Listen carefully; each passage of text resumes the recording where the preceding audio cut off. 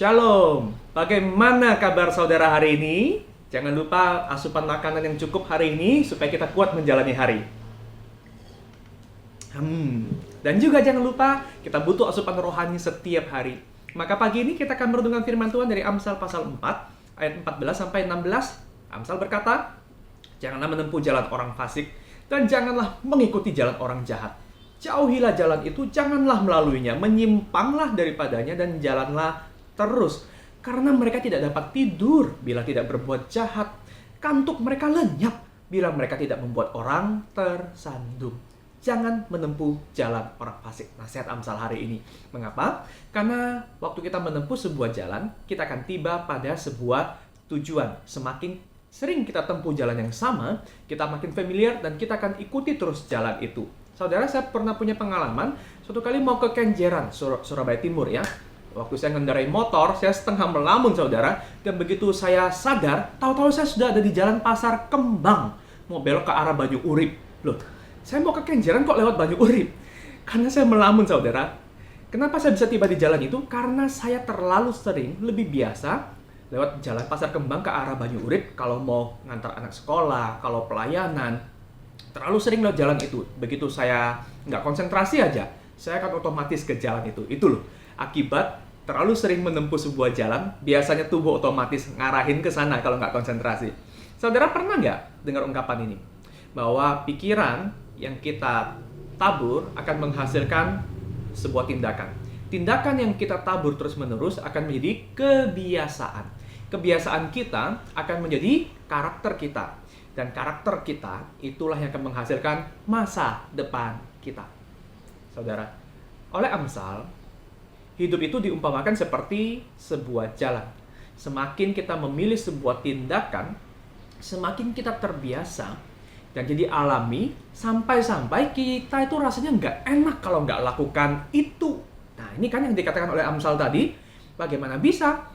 Ada orang jahat itu nggak bisa tidur kalau nggak berbuat jahat. Kantuknya lenyap kalau nggak bikin orang tersandung. Biasanya jarang, saudara, ada orang yang tiba-tiba melakukan kejahatan langsung levelnya yang tinggi, yang intensitasnya parah. Ini biasanya karena apa? Sesuatu yang dilakukan berulang-ulang. Maka Amsal kasih nasihat, jangan tempuh jalan orang fasik. Nah, tapi kita ada satu pergumulan nih, saudara. Kalau kita berbicara tentang memilih jalannya, kita sering berpikir ya, orang-orang zaman sekarang, bahwa kalau kita melakukan sesuatu itu mesti sesuai perasaan. Soalnya kalau kita nggak lakukan sesuai perasaan, itu namanya munafik. Misalnya kita nggak suka nih pada seseorang, tapi kita baik-baikin dia. Itu namanya munafik. Saudara, gimana nih?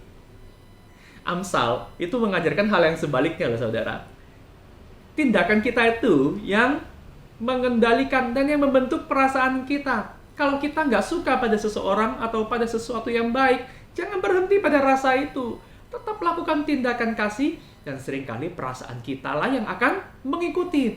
Nah, coba perhatikan apa yang Yesus katakan untuk kita mengasihi musuh-musuh kita. Apakah itu berarti Yesus mengajarkan kita untuk munafik? Karena kan kita nggak mungkin kan punya perasaan senang pada musuh.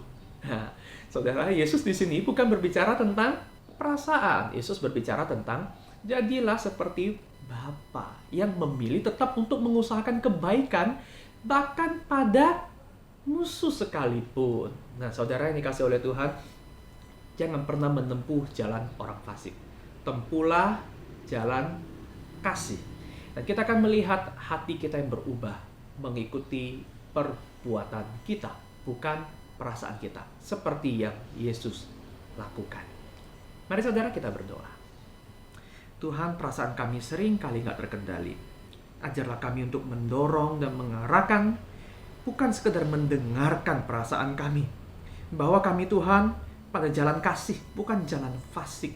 Ubah hati kami untuk taat mengikuti firman-Mu. Dalam nama Tuhan Yesus, amin.